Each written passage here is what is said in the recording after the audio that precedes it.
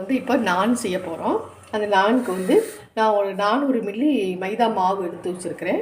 இந்த மைதா மாவுக்கு வந்து நம்ம வந்து பிசைகிறதுக்கு வந்து இதுக்கு வந்து அந்த மைதாவுக்கு வந்து நம்ம வந்து ஈஸ்ட் போடணும்.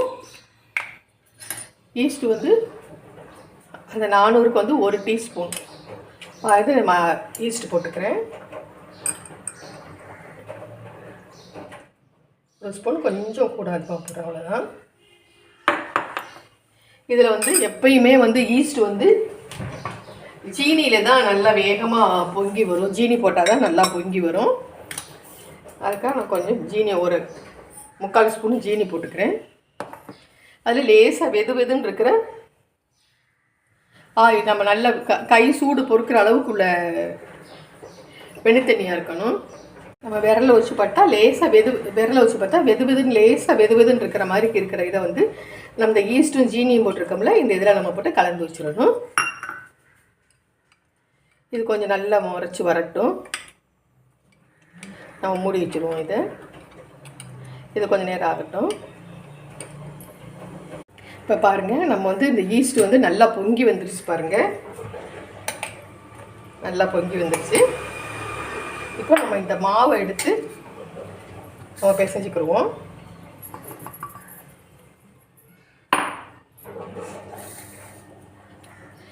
இதுக்கு மாவுக்கு தேவையான அளவுக்கு சால்ட்டு போட்டுருவோம். நல்லா சால்ட்டு நல்லா கலக்கி விட்டுட்டு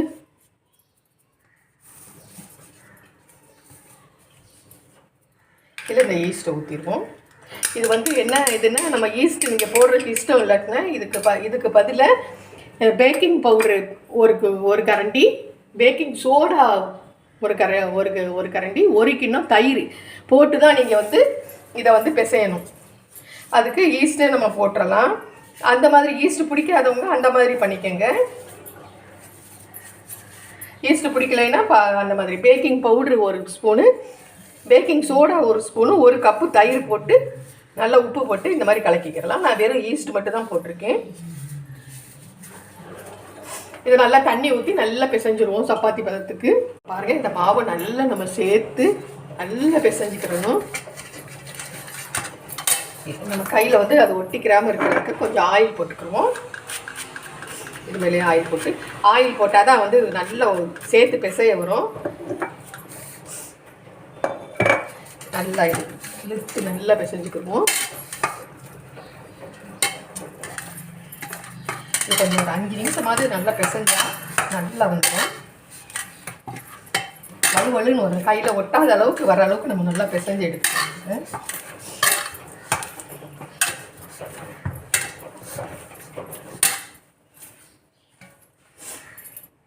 இப்போ நல்லா பிசைஞ்சது கொஞ்சம் பிசுன்னு தான் இருக்கும். அதை எடுத்து நம்ம வந்து ஒரு வேறு பவுலில் நம்ம மாற்றி நல்லா டைட்டாக மூடி வச்சுக்குவோம். இதுக்கு மேலே வந்து கொஞ்சம் எண்ணெய் வந்து ஸ்ப்ரே பண்ணிக்குவோம்.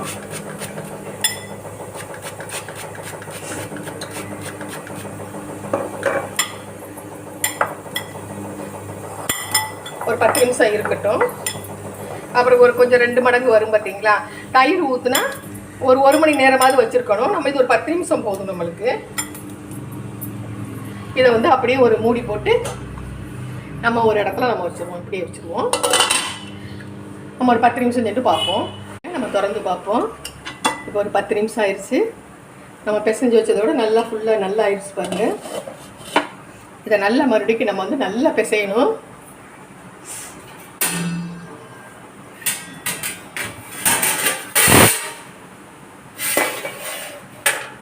நம்ம நல்லா இதை அடித்து இந்த பிசு பண்ணி ஒட்டாத அளவுக்கு நல்லா வந்து மறுபடியும் திருப்பி பிசையணும். இதை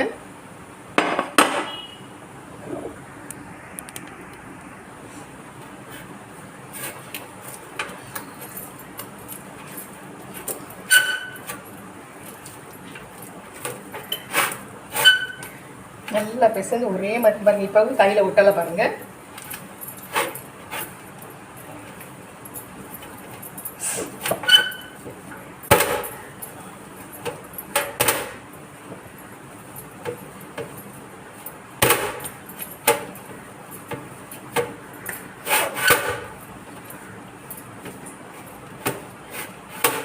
நல்லா இது பண்ணிவிட்டு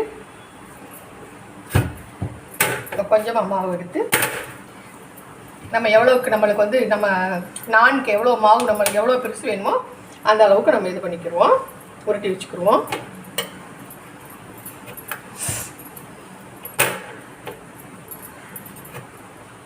உங்களுக்கு எவ்வளோ மாவு வேணுமோ அந்த அளவுக்கு எடுத்துக்கோங்க.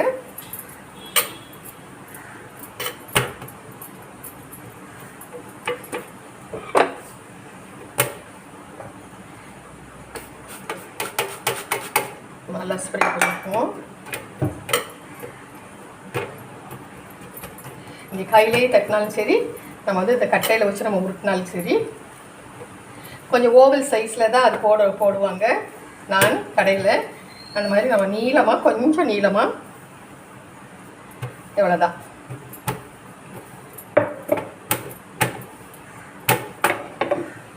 பாருங்கள், நம்ம இப்போ வந்து தோசைக்கல்ல அடுப்பில் வச்சுக்கிறோம். நம்ம இன்னொன்று தேய்ப்போம். நல்லா எண்ணெய் வந்து எவ்வளோ வேணுமோ அதை ஸ்ப்ரே பண்ணிக்கோங்க. இது வந்து நீளமாக தேய்ச்சிக்கணும்.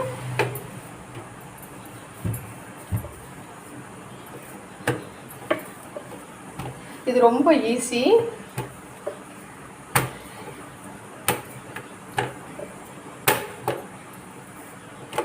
நம்ம கையிலேயே இது பண்ணிக்கலாம். நல்லா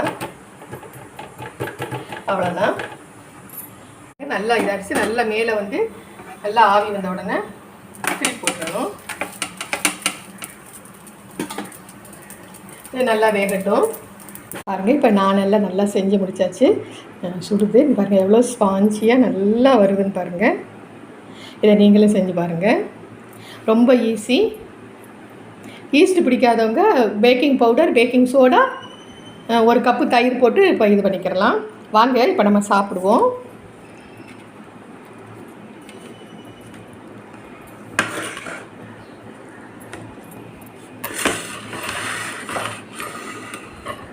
பாருங்கள், இதுக்கு சிக்கன் குழம்பு. சாப்பிடுங்க, எல்லோரும் சாப்பிடுவாங்க. நீங்களும் செஞ்சு பாருங்கள். ரொம்ப ஈஸியாக தான் இருக்கும். பார்க்குறதுக்கு தான் வந்து கஷ்டமாக இருக்கிற மாதிரி இருக்கும். ரொம்ப ஈஸியாக இருக்கும். நீங்களும் செஞ்சு பாருங்கள். சப்ஸ்கிரைப் பண்ணுங்கள், பெல் பட்டன் அமுக்குங்க, கமெண்ட் கொடுங்க. தேங்க்யூ, பாய்.